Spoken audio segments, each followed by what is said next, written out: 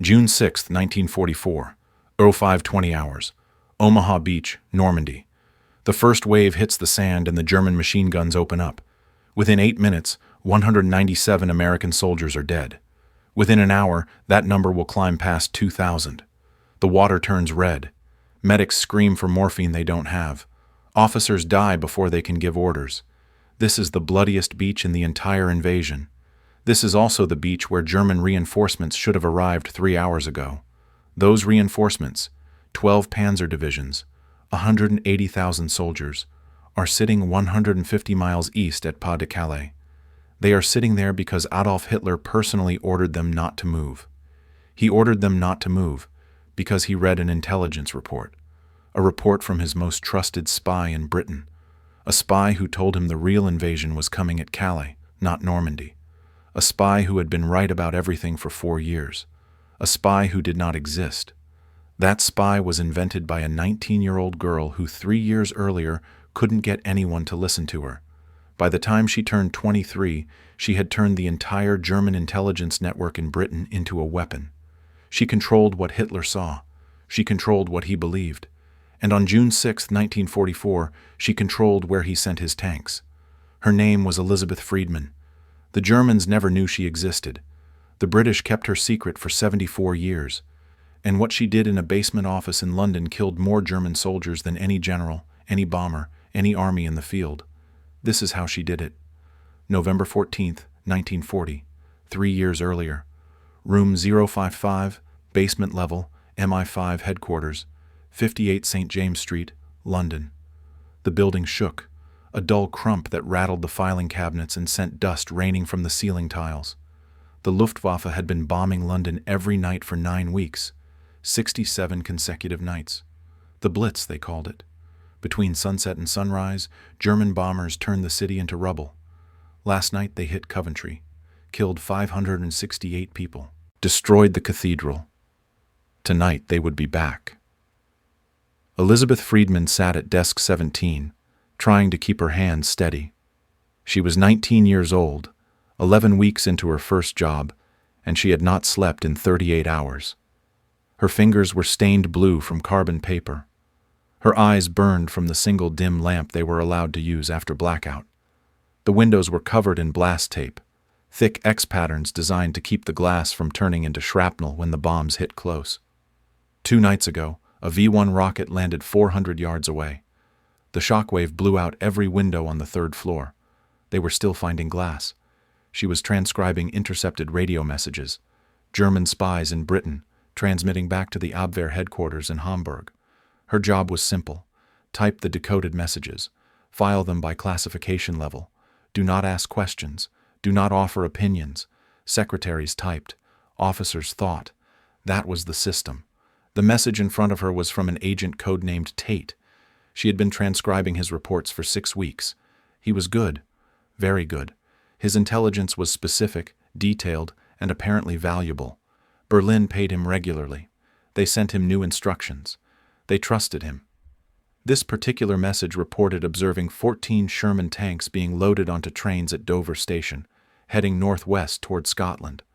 Coordinates included. Timing exact. The kind of intelligence that could help Germany win the war. Elizabeth stared at the page. Then she opened the locked drawer in her desk and pulled out a railway schedule. Dover Station had been bombed 6 days ago. The southbound platform was destroyed. No trains had moved through that station in a week. Tate had just reported observing something that was physically impossible. She felt something cold settle in her stomach. This was not the first time. 3 weeks ago, Tate reported aircraft production numbers from a factory in Birmingham. 47 Spitfires completed that week. But Elizabeth had seen an internal memo. That factory produced ball bearings, not aircraft. The address was real. The building was real. But Tate had sent Berlin completely false information. She thought it was a mistake. German intelligence failure. Bad reconnaissance. But now, staring at this second impossible report, she understood. Tate was not making mistakes. Tate was lying, deliberately, systematically, and Berlin believed every word, which meant someone was controlling him. Someone on the British side was writing Tate's reports, feeding him false intelligence, turning him into a weapon pointed back at Germany. And if they were doing it to Tate, how many others were compromised? How many German spies in Britain were actually British puppets? She looked around the room. 23 desks, 23 typewriters, officers moving between the filing cabinets, carrying folders marked "Most Secret." Everyone here had more experience than her, more training, more authority, and none of them seemed to have noticed what she had just figured out, which meant either she was wrong or this was the most closely guarded secret in British intelligence. She needed to tell someone, but the last time she tried, it went badly. 2 weeks ago, she pointed out a discrepancy in a decoded message to Captain Frost, her supervisor. He was 44 years old, veteran of the First War, a man who made it very clear that secretaries should keep their observations to themselves. He told her to go back to her desk and do her job. He told her analysis was not her concern. He told her in a voice loud enough that 3 other officers heard, and one of them laughed. But this was different. This was not a discrepancy. This was proof that Germany's intelligence network in Britain was compromised. This could change the war. She had to try again. She stood up. Her chair scraped against the concrete floor. The building shook again. Another explosion somewhere in the city. Closer this time. The lights flickered. No one looked up. After 67 nights, bombing was just background noise. Elizabeth walked toward Frost's desk, carrying the railway schedule and Tate's decoded message. Her heart was hammering. This was stupid. This was career suicide. But her brother was dead, and someone had to do something. Her brother, Flight Lieutenant Thomas Friedman, RAF Bomber Command, shot down over the Channel on August 13th, 3 months ago. He was 22 years old. His plane went down at night and they never found the body.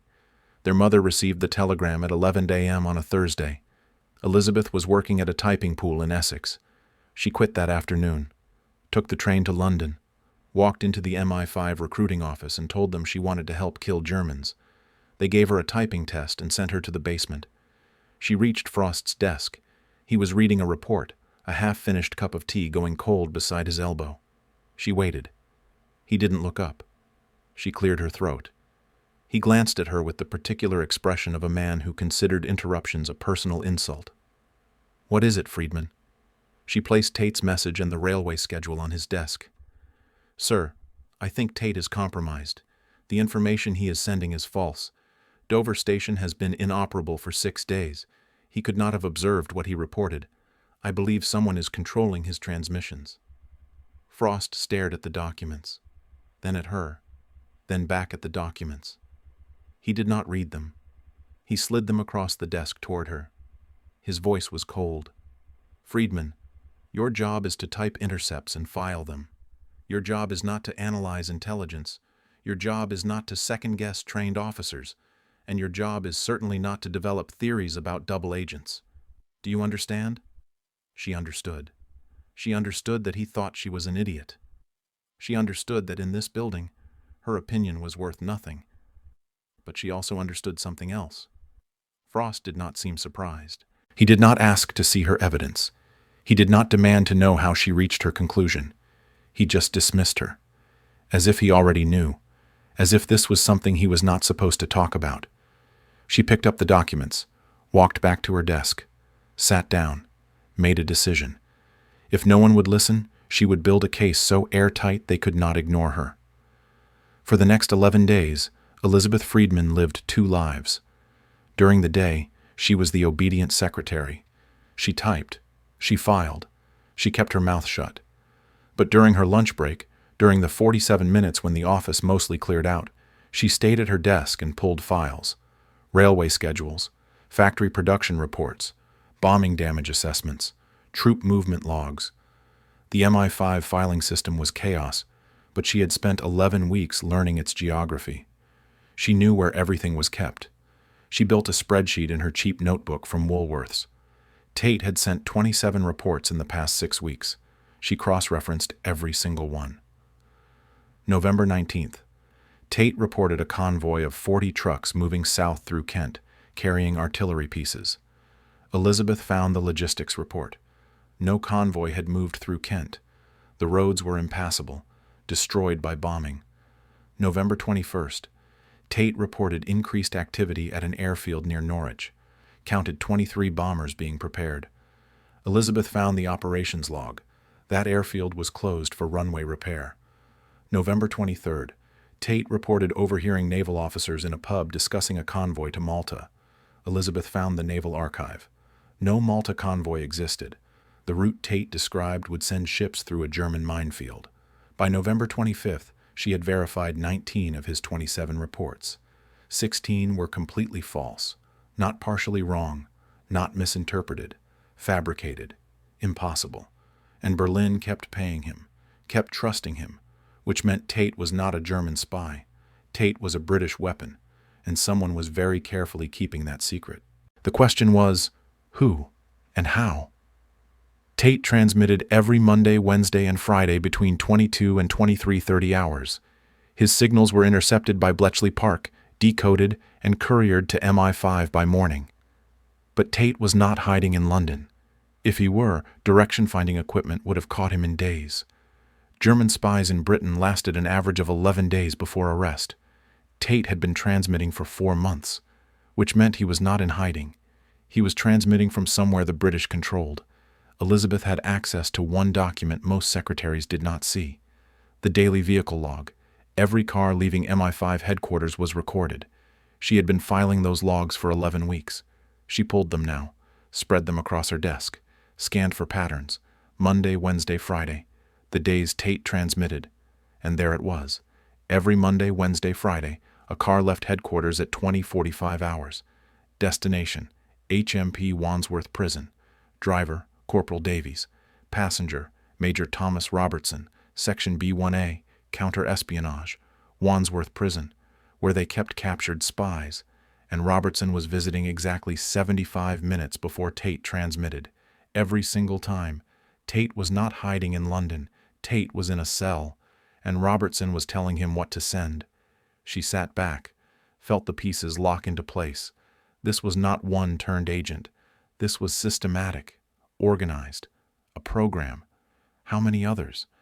How many German spies were actually British puppets? If they controlled the entire network, they could feed Berlin anything. They could make Germany see armies that did not exist. They could make them defend the wrong beaches. They could win the war with lies. She heard footsteps, looked up. Captain Frost was walking toward her. It was 8:15 a.m. He usually arrived at 9. He was carrying a folder. His expression was unreadable. He stopped at her desk, looked down at the vehicle logs, at her notebook, at her face. "Miss Friedman, come with me. Now." It was not a question. Elizabeth stood, followed him down the corridor, past the offices she knew, to a door marked Section B1A Authorized Personnel Only. Frost knocked twice. A voice said, "Enter." The door opened. The office was small. No windows. A single desk. A map of Britain on the wall, covered in colored pins. And sitting behind the desk was Major Thomas Robertson, 38 years old, sharp features, eyes that looked like they had seen too much and forgotten how to look away. He gestured to the chair. "Miss Friedman, sit." She sat. Robertson opened the folder. Inside were pages covered in her handwriting, her notes, her cross-references, her vehicle logs. He had been reading her research. He looked up. "How long have you known?" "6 weeks, sir." "And you told no one except Captain Frost?" "Yes, sir." Robertson leaned forward. "What you have discovered is the most classified operation in British intelligence. 14 people know it exists. You are now the 15th. If you tell anyone at all, you will be arrested under the Official Secrets Act. You will spend the war in prison, possibly longer. Do you understand?" "Yes, sir." "Good." Robertson leaned back. "Tate's real name is Wolf Schmidt, Danish citizen, Abwehr recruit, parachuted into Britain September 19th. We arrested him 7 hours after landing, gave him a choice, work for us or hang. He chose work. Every transmission he sends is written by me.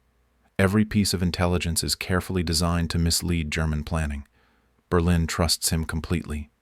He smiled, but there was no warmth in it. We have 11 others, maybe more. We are turning their entire network. And you, Miss Friedman, just proved you are better at finding them than anyone in this building." He slid a paper across the desk. A personnel transfer form. Elizabeth Friedman, reassigned to Section B1A. Position, Intelligence Analyst. Clearance, Ultra. Reporting to Major Robertson. Your job is to find the rest. Cross-reference every intercept. Find every impossible report. Find every agent we missed. Because if we control them all, if we can make Berlin believe whatever we want, we can end this war. We can save thousands of lives. He paused. Including your brother's squadron, the one still flying. Elizabeth looked at the form, thought of Thomas, thought of his plane going down in the dark, thought of all the other brothers, other sons, still in the air. She picked up the pen. "When do I start?" Robertson's smile widened, just slightly. "You started 6 weeks ago. You just did not know it yet." The building shook. Another bomb. Closer this time. The lights went out for 3 seconds, then flickered back on. No one moved. Elizabeth Friedman signed the form, and the war changed. December 12th, 1940. 03:40 hours. Wandsworth Prison, southwest London. The basement interrogation room smelled like damp stone and stale cigarettes. A single bulb hung from the ceiling, swaying slightly every time a bomb fell somewhere in the city. The table was metal. The chairs were metal. Everything in this room was designed to be cold. Across from Elizabeth Friedman sat a man with his hands cuffed to the table. His name was Wolf Schmidt. The Abwehr called him Agent 3719. MI5 called him Tate. And in 4 hours, he was going to send a message to Berlin that would kill German sailors he had never met. This was Elizabeth's first time meeting an actual enemy agent. She had imagined someone hard, someone cruel, someone who looked like the propaganda posters. But Schmidt looked exhausted. His hair was unwashed. His hands trembled. He had been in this cell for 83 days. 83 days of transmitting messages written by someone else. 83 days of slowly killing his own country. Major Robertson placed a sheet of paper on the table. Schmidt read it slowly, looked up. His English was good, Danish accent, but clear. "You want me to report convoy movements in Portsmouth. You want me to give them departure times for a North Africa supply run." "Correct," Robertson said. "And this information is false." "Correct." Schmidt was quiet for a long moment. "If I send this, they will redirect U-boats. They will move submarines to intercept a convoy that does not exist. They will waste fuel, waste time, waste positioning. And when the convoy does not appear, they will know something is wrong." Robertson leaned forward. "They will not know, because in 72 hours, we will send a real convoy. Different route, smaller. And your information will have sent the U-boats 200 miles in the wrong direction. Berlin will think you made a timing error. They will forgive you. They always do." Schmidt looked at Elizabeth. "You are very young to be in this room." Elizabeth met his eyes. Her voice was steady. "My brother was very young to die over the channel." Schmidt nodded slowly. Then he picked up the paper and began memorizing. Robertson stood. "You transmit at 0715. 4 hours. Do not make mistakes, Schmidt. Your life depends on Berlin believing you." They left the cell, walked back through the prison corridors. Elizabeth could hear other prisoners, coughing, muttering, the sounds of men living in cages. She thought about Schmidt, thought about what she had just watched. A man forced to betray everything he believed, one transmission at a time. She should have felt sympathy. She felt nothing. Robertson glanced at her. "First time seeing a double agent?" "Yes, sir." "What do you think?" Elizabeth thought about her brother, thought about the telegram, thought about her mother's face. "I think we should make him send more messages. I think we should use him until there is nothing left to use." Robertson smiled. It was not a kind smile. "Good. You are learning." They took a car back to MI5 headquarters. It was still dark. The Blitz had paused for the night, but London looked like a battlefield. Buildings collapsed into rubble, fires still burning.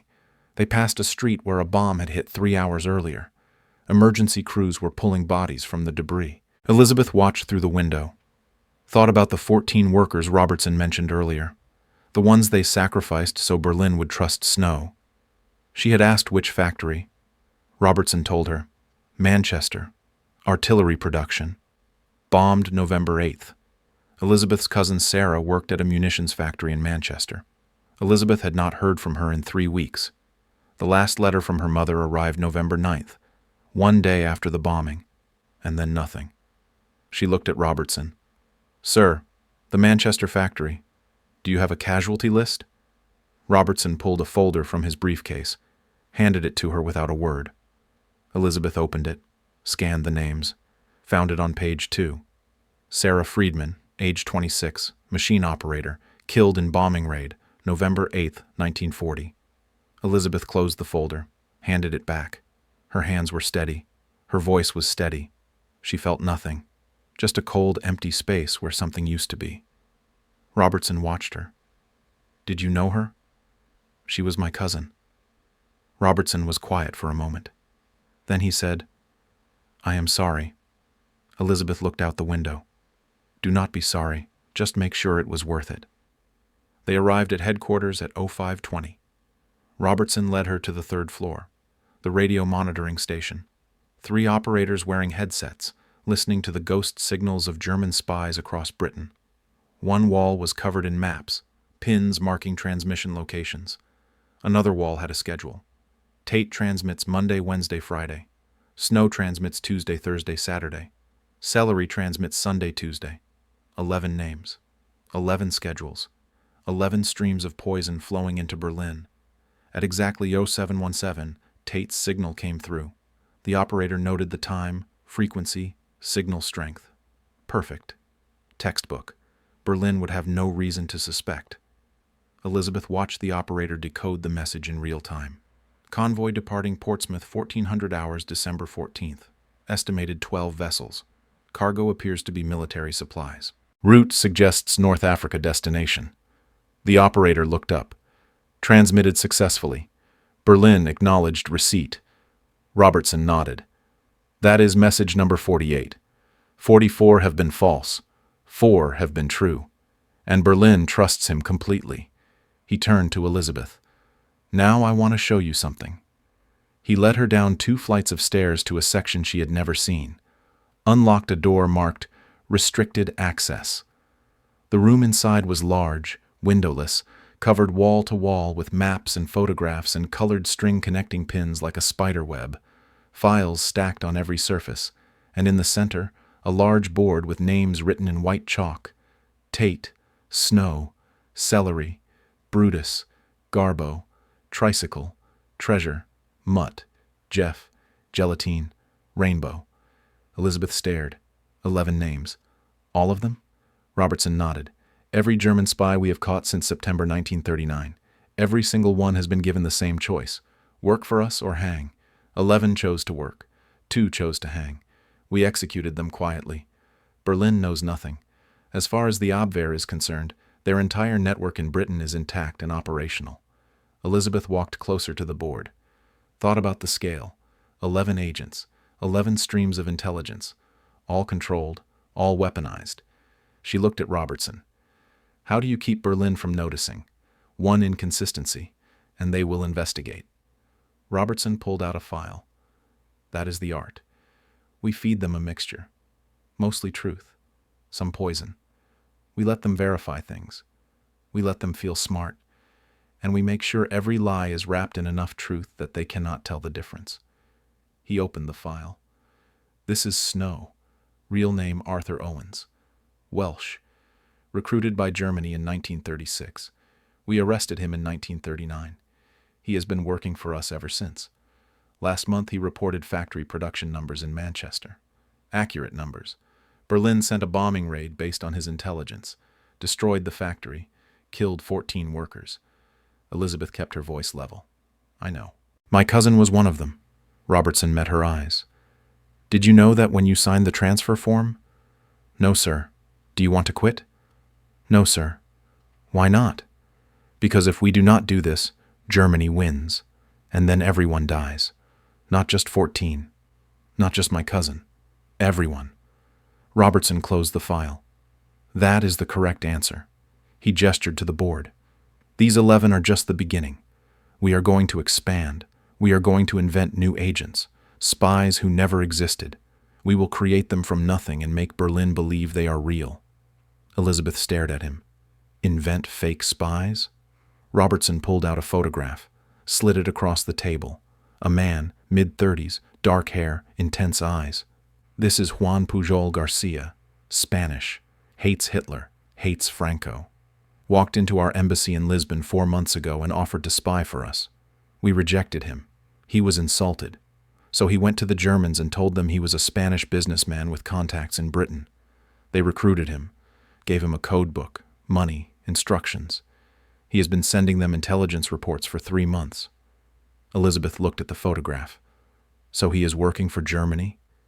Robertson's smile was cold. He is working for no one. He has never been to Britain. He is sitting in Lisbon, reading newspapers, inventing reports from his imagination. And Berlin thinks he is their best agent.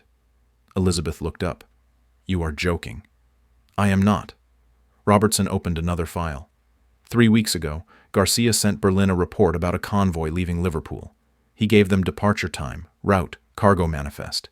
The Abwehr redirected 2 U-boats to intercept. He slid the report across. Read it. Elizabeth read. The detail was incredible. Ship names, captain names, cargo weights, weather conditions. It looked like something written by a man standing on the dock watching the ships load. But Garcia had never been to Britain, never seen Liverpool, never met a sailor. How did he know what to write?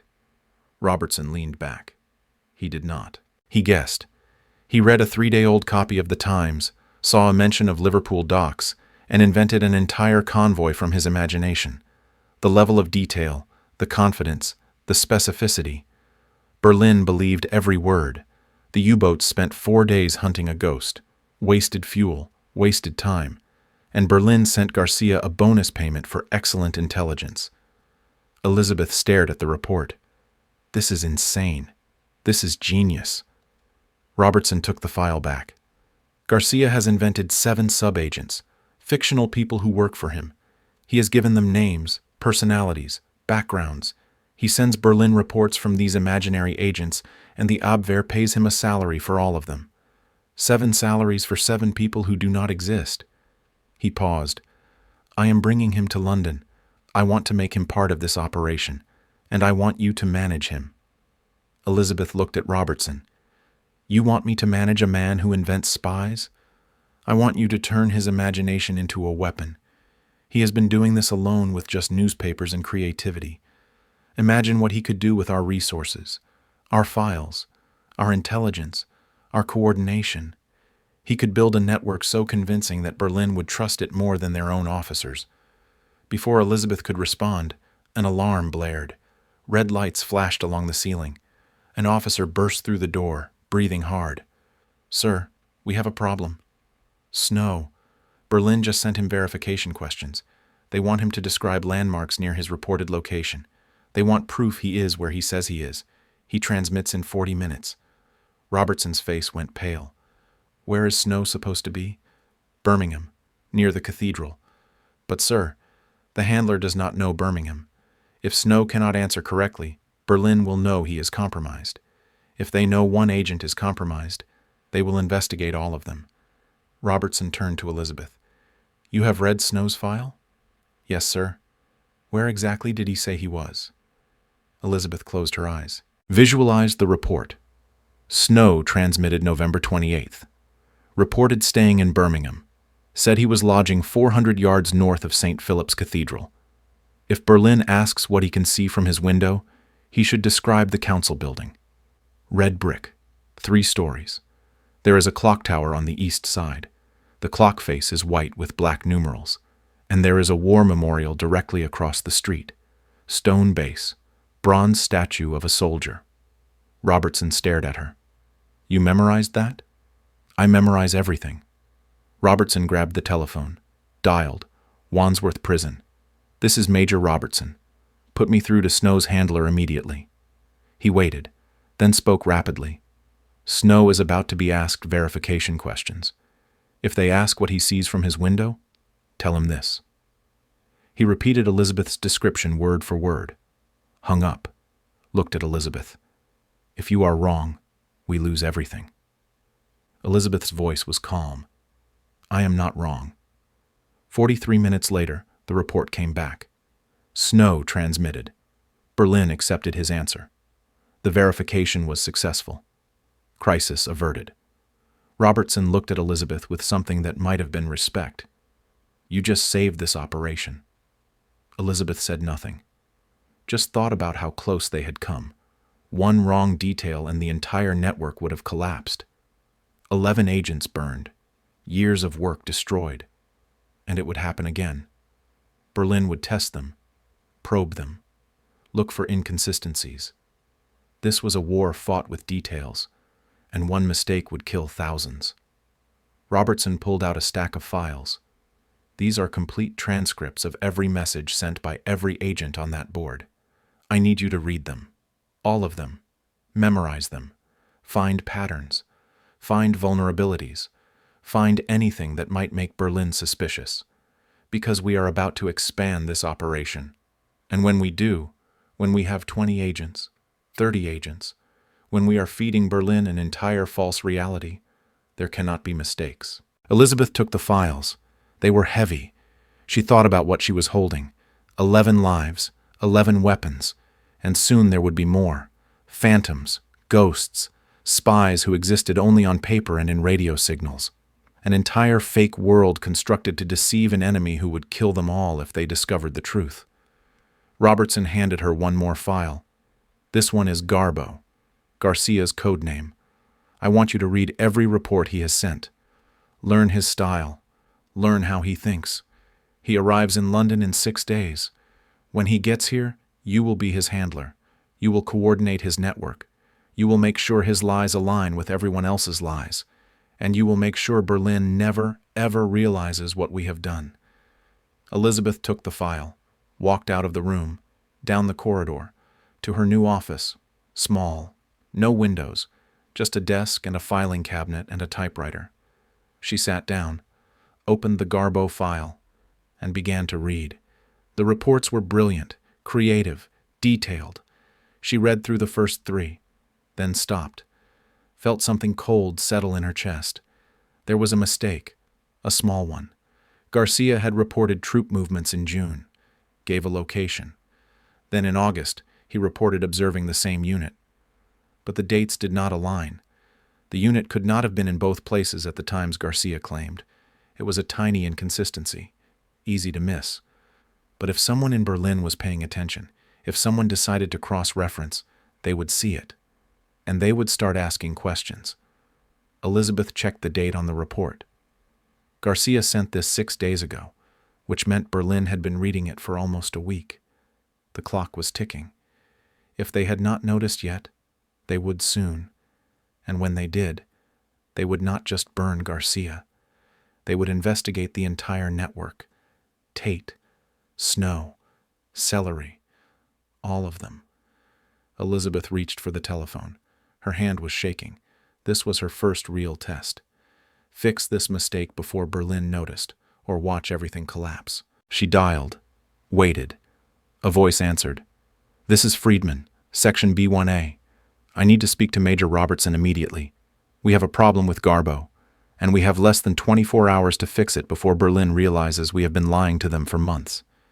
She hung up, stared at the file, thought about Garcia sitting in Lisbon, unaware that his creativity had just put a knife to the throat of the entire operation. Thought about Schmidt in his cell. Thought about the 11 names on the board. Thought about all the lies they had told and all the lies they still needed to tell. And she thought about her cousin Sarah, 26 years old, killed by a bomb sent because of intelligence they deliberately leaked. 14 people dead so that Berlin would trust a lie. That was the cost. That was the mathematics. And Elizabeth was now the one doing the calculations. She opened her notebook, started writing. If she could not fix Garcia's mistake, thousands more would die. If she could fix it, Maybe, just maybe, they could keep this impossible machine running long enough to win the war. The building shook. Another bomb. Another night in London burning. Elizabeth did not look up. She had 24 hours, and she was not going to waste a single minute. January 15th, 1943. The war had been raging for 3 years. Elizabeth Friedman was 21 years old. She had not seen her mother in 14 months, had not left the MI5 building for more than a few hours at a time in 8 weeks. She worked in a windowless room called the Coordinate Center, 20 feet by 30, one wall covered in maps of Europe, another wall covered in transmission schedules. The third wall had 16 cards pinned in neat rows. Each card bore a name written in white chalk: Tate, Snow, Celery, Brutus, Garbo, Tricycle, Treasure, Mutt, Jeff, Gelatine, Rainbow, Puppet, Freak, Dragonfly, Basket, Cobweb. 16 German spies, all of them captured, all of them turned, all of them transmitting lies to Berlin every single week. And Berlin trusted every single word. This should have been impossible. It was the largest deception operation in human history. And Elizabeth Friedman, a girl who 2 years ago could not get her supervisor to listen to her, was now the only person who knew every lie every agent had ever told. She stood in front of the map now, holding a decoded message that had arrived 20 minutes ago. The message was from Berlin, addressed to Garbo, Juan Pujol Garcia, the Spanish genius who had started this entire operation by inventing spies from a Lisbon cafe. The message was 3 lines long. Garbo, Führer personally requests updated intelligence on American troop buildups in England. Highest priority. Location and strength of invasion force critical. Elizabeth read it 3 times. Her hands were steady, but her heart was pounding. This was it. This was the moment 2 years of lies had been building toward. Hitler was asking where the invasion was coming, which meant Germany knew the Allies were preparing to strike. They just did not know where or when. And Garbo was about to tell them. Except Garbo was going to lie, and that lie was going to determine where Hitler positioned 300,000 German soldiers when the real invasion began. The door opened. Major Robertson walked in, followed by Garcia. He was 30 years old now, thin, intense, moving like a man who had learned to disappear into shadows. Robertson gestured to the map. "Show him." Elizabeth pointed to the southeast coast of England. Dover, Folkestone, Ramsgate, a 40-mile stretch of coastline directly across from Pas-de-Calais, France. "This is where we are going to tell Berlin the invasion is coming from. We are building a fake army right now. Fake tanks made of rubber and wood, fake supply depots, fake radio traffic, actors in American uniforms walking around fake bases. From the air, it looks like 1 million soldiers gathering to cross the channel at its narrowest point and invade at Calais." Garcia studied the map. His voice was quiet. And the real invasion? Elizabeth moved her finger 150 miles west. Normandy, 5 beaches, early June 1944. We have 16 months to make Germany defend the wrong coast, and you are going to be our loudest voice. Garcia looked at the 16 cards on the wall. "How many agents will I use?" "You already have 7. Elizabeth pulled out his file. "Over the past year, you invented 7 sub-agents. Berlin thinks they are real people working for you. They pay you a monthly salary for all of them." She opened the file. "You have a disgruntled RAF officer feeding you airfield intelligence, a dock worker in Liverpool reporting convoys, a Welsh nationalist who hates England and spies for money, a Portuguese businessman who travels and observes troop trains, a widow in Bristol whose boarding house is full of soldiers, a Venezuelan student in Glasgow watching naval activity, and a Swiss chemist at a munitions factory providing technical data." Garcia's smile was cold. "None of them exist. Berlin does not know that." Elizabeth met his eyes. "Berlin thinks you run the largest spy network in Britain. When you tell them something, Hitler reads it personally. So when you tell him the invasion is coming at Calais, he will move every division, every tank, every soldier to defend that beach. And our troops will land 150 miles away with nothing stopping them." "What if I make a mistake?" Garcia asked. "One wrong detail and Berlin investigates." "That is why you have her," Robertson said. Friedman has read every message you ever sent. She has memorized every sub-agent, every location, every piece of intelligence. She knows your network better than you do. You are the artist. She is the engineer who makes sure the machinery does not break. 3 weeks later, the symphony began. Garbo transmitted January 20th, 1943. His sub-agent, the RAF officer, reported American bomber squadrons relocating to Kent, gave tail numbers, squadron designations, all false, all perfectly detailed. Berlin responded within hours. Excellent intelligence. Continue surveillance. Brutus transmitted January 23rd, reported overhearing American officers in a London pub discussing amphibious assault training. Mentioned Calais by name. Berlin replied immediately.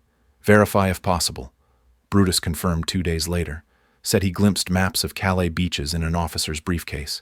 Tate transmitted January 26th. Observed massive tank convoy moving southeast through Cambridge. Gave vehicle counts, unit markings, all describing the fake rubber decoys positioned near Dover. Berlin's response came marked priority. Führer personally commends your work. Tricycle reported naval buildups at Portsmouth. Treasure reported American infantry divisions arriving by train in southeast England. Snow reported fuel depot construction near Dover. Celery reported overhearing logistics officers discussing embarkation schedules for late spring. Elizabeth tracked every transmission, cross-referenced every detail, made sure Tate's tanks did not contradict Brutus's troop movements, made sure Snow's fuel depots aligned with Garbo's reports, made sure 16 different voices were telling one consistent story. It was like conducting an orchestra where one wrong note would kill thousands. She slept 4 hours a night, ate at her desk, stopped looking at mirrors because she did not recognize the woman staring back. But the deception held. Week after week, month after month, Berlin believed. Then February 3rd, 1943, it almost collapsed. Elizabeth was reviewing overnight transmissions when she saw it. Tricycle had reported observing American battleships docked at Portsmouth, gave ship names, USS Texas, USS Arkansas, USS Nevada. Elizabeth's blood went cold. Those ships were real, but they were not in Portsmouth. They were in Scotland, 400 miles away. Tricycle had just sent Berlin accurate intelligence when he should have sent lies. Someone had fed him real information. She checked the file. Tricycle's handler was Lieutenant Davison. New transfer. 3 weeks in Section B1A. He gave Tricycle real ship positions because he thought accuracy would build trust. He did not understand that accuracy would destroy everything. If Berlin cross-referenced this with other intelligence, if they realized the ships were not where other agents claimed, they would know something was wrong. They would investigate. And they would uncover 16 agents all lying in perfect coordination. Elizabeth ran, down the corridor, burst into Robertson's meeting without knocking. Sir, critical emergency. Tricycle just sent Berlin the real locations of 3 American battleships. If they verify, if they cross-reference, the entire operation collapses. Robertson went pale. He stood, walked out without a word. They went straight to the radio room. Robertson grabbed the operator. Send immediate correction to Tricycle. Tell him to transmit that he made an identification error. The ships he saw were British destroyers, not American battleships. Poor visibility. Misidentification. Send it now. The operator hesitated. Sir, that makes Tricycle look incompetent. Berlin might stop trusting him. Better incompetent than exposed. Send it. The correction went out. 27 agonizing minutes later, Tricycle transmitted his apology. Blamed fog and distance. Berlin replied. Understood. Exercise greater care in future. Crisis averted. Elizabeth felt sick. They had been 30 minutes from total failure. She looked at Robertson. We cannot have mistakes like this. Not now. Lieutenant Davison has been removed, Robertson said. From now on, you personally approve every transmission before it goes out. Nothing gets sent without your signature. From that day forward, Elizabeth became the final gatekeeper. Every morning, 16 handlers submitted their agents' reports. She read every word, checked every detail against the master timeline. If something contradicted an earlier transmission, she killed it. If a detail did not align, she rewrote it. The responsibility was crushing. One mistake and Allied soldiers would die on the beaches. But the deception held. By March 1943, German reconnaissance photographs showed massive Allied buildup in southeast England. Exactly what the 16 agents were reporting. Hitler ordered 12 panzer divisions to Pas-de-Calais, built fortifications, gun emplacements, mined the beaches. He positioned 200,000 soldiers along 40 miles of coastline, waiting for an invasion that would never come. April 12, 1943. A courier from Bletchley Park delivered ultra-intelligence, decoded German high command communications. Elizabeth opened the file, read the first line. Her heart stopped. Adolf Hitler to Field Marshal von Rundstedt, April 10, 1943. I am convinced the main invasion will come at Calais. All available panzer divisions are to remain positioned for Calais defense. No redeployment without my personal authorization. Elizabeth read it again. Hitler believed them. Completely. He had committed his entire defensive strategy based on lies told by 16 agents working for Britain. She walked to Robertson's office, handed him the file without speaking. He read it, looked up. His face was stone. We did it. We did it, Elizabeth repeated. Now we have to keep him believing for 14 more months until the actual invasion. Then we keep lying, and you make sure every lie is perfect. The next 14 months were the longest of Elizabeth's life. Every day brought new challenges. Berlin asked verification questions, demanded proof, sent reconnaissance flights. The agents had to adapt, improvise. One wrong answer, and the entire web collapsed. May 1943. Berlin ordered Garbo to recruit additional sub-agents. Garcia invented 3 more. A Greek deserter working at an American base, a pilot who flew supply runs, a radio operator who intercepted Allied communications. 10 fictional people now, all with detailed backstories. All perfectly coordinated with the other 15 agents' networks. September 1943. Berlin grew suspicious of Treasure, demanded he provide photographs of military installations he claimed to observe. MI5 had to stage fake photographs, build fake facilities, take aerial shots that matched Treasure's descriptions. The photographs were delivered through a cutout in Portugal. Berlin examined them, accepted them. Crisis averted. December 1943. Brutus reported overhearing American officers arguing about invasion timing. Some said May 1944.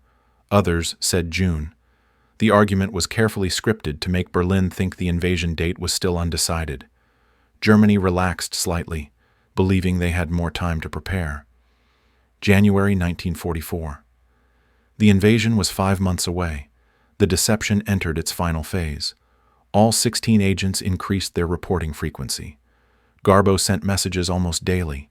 His network of 10 sub-agents was now reporting troop movements, supply stockpiles, training exercises, everything pointing to Calais. Berlin responded with increasing urgency. Keep reporting. Intelligence critical. Führer personally monitoring. Elizabeth was beyond exhausted. She had not left the building in 6 weeks. Robertson ordered her to take a day off. She refused. If she was not there, who would check the transmissions? Who would catch the mistakes? The wait felt impossible, but she could not stop. Not now. Not when they were this close. March 1944. 3 months to invasion. German reconnaissance flights over southeast England intensified. They photographed the fake tanks, the fake depots, the fake army.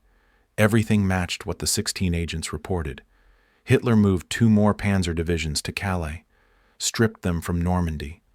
Elizabeth stared at the map. The red pins at Calais were clustering. The blue pins at Normandy were thinning. It was working. May 1944. 1 month to invasion. The final piece fell into place. Garbo sent his most important message. His sub-agent, the American base worker, reported overhearing a general mention Calais as the primary landing site. Invasion scheduled for late May or early June. Weather dependent. 50 divisions gathering in Kent. Berlin responded immediately. Garbo promoted. Bonus payment authorized. Führer expresses personal gratitude. Hitler ordered 4 more divisions to Calais. Normandy was now defended by skeleton forces. June 5, 1944, the night before D-Day. Elizabeth stood in the coordinate center staring at the map. Tomorrow, 150,000 Allied soldiers would land on 5 beaches in Normandy.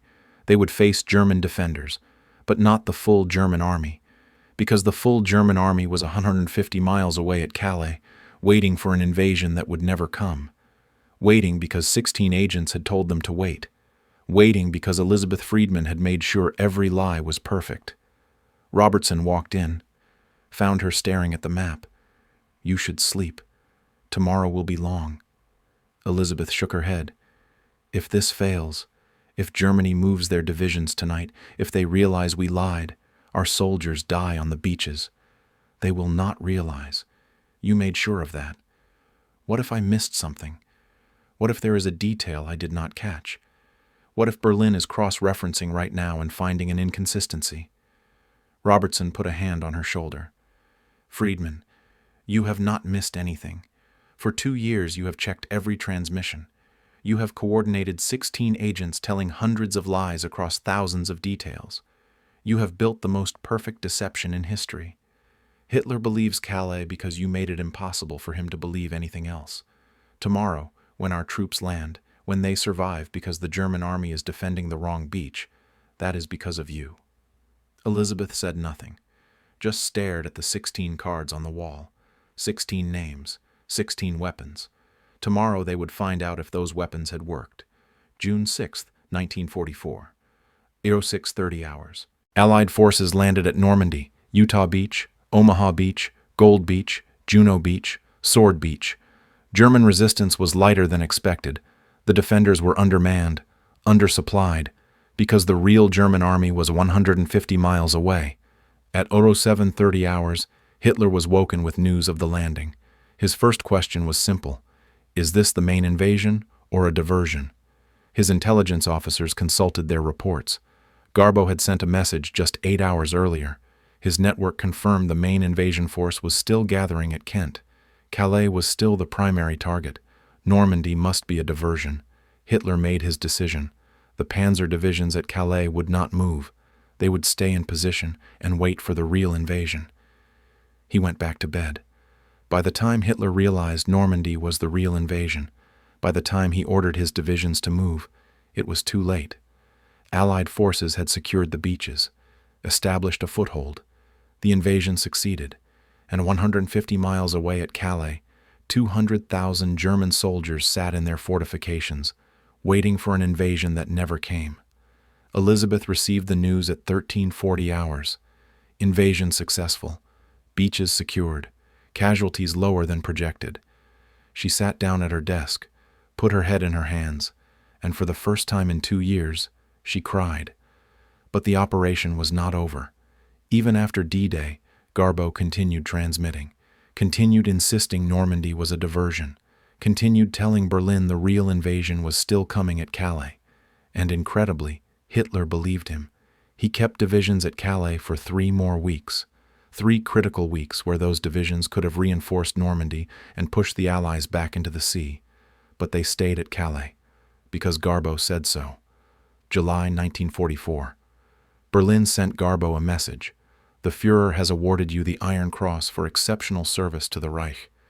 You are Germany's most valuable intelligence asset." Elizabeth read the message, smiled for the first time in months. Germany had just given their highest military honor to a man who had spent 4 years lying to them, to a network of fictional spies who existed only on paper, to a deception so perfect they never saw it coming. August 15th, 1944. Operation Double Cross was officially concluded. All 16 agents ceased regular transmissions. The war would continue for 9 more months. But the outcome was no longer in doubt. Germany had lost the moment Allied troops secured Normandy. And they secured Normandy because Hitler kept his army 150 miles away, defending a beach that was never the target. Elizabeth Friedman was 23 years old. She had spent 2 years managing 16 agents, coordinating thousands of transmissions, ensuring every detail was perfect. Historians would later calculate that Operation Double Cross shortened the war by 2 years, saved approximately 500,000 lives, changed the entire course of history, But in August 1944, Elizabeth received no medal, no commendation, no public recognition. The operation was classified top secret ultra. She was ordered never to speak of it, never to tell anyone what she had done. She signed the Official Secrets Act, returned to civilian life, got a job as a secretary at an accounting firm, and for 74 years, she told no one. November 2019. The files were finally declassified. Historians reading the documents for the first time were stunned. One wrote, "Elizabeth Friedman may have done more to win World War II than any general, any admiral, any soldier in the field. She turned Germany's intelligence network into a weapon and pointed it at Hitler's head, and he never knew." Elizabeth died in 2003, 16 years before the truth came out. She was 82 years old. At her funeral, her family knew she had worked for MI5 during the war. They did not know what she had done, did not know she had coordinated the greatest deception in military history, did not know she had saved 500,000 lives. In 2019, when the files were released, her granddaughter was interviewed by the BBC. She said, "My grandmother never talked about the war. She said she was just a secretary. She said she typed reports and filed papers. We had no idea at all."